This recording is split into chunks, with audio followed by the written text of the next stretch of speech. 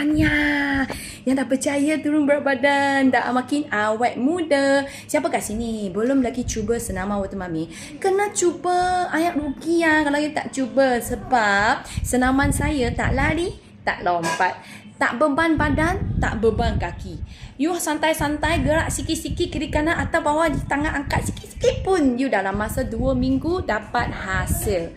So korang yang nak kurus, yang nak kempis perut, yang nak badan kuat, awet muda, tak nak ada masalah sakit sini, sakit sana, buat je lah senaman Water Mummy. Jangan kata tak ada masa, jangan kata tak tahu buat.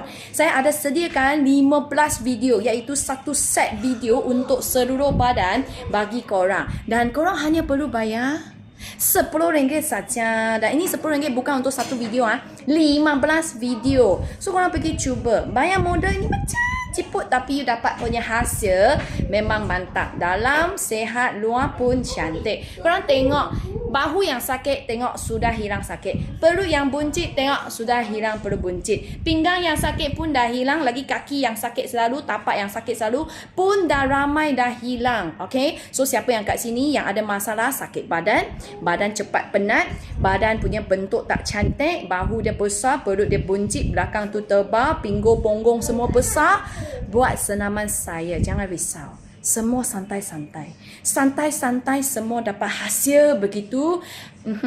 Okay, siapa buat dia dapat. Ini slogan kita.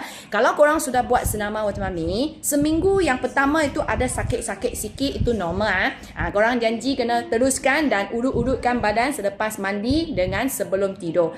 Buat sampai minggu kedua you dah rasa best sudah you punya badan. Kalau dah ada hasil, jangan lupa komen bagi Water Mummy semangat, bagi kawan-kawan kita teruskan semangat. Sebab senaman sudah confirm boleh kurangkan kita punya stres, kurangkan lemak, kurangkan angin dan kurangkan toksik dari badan.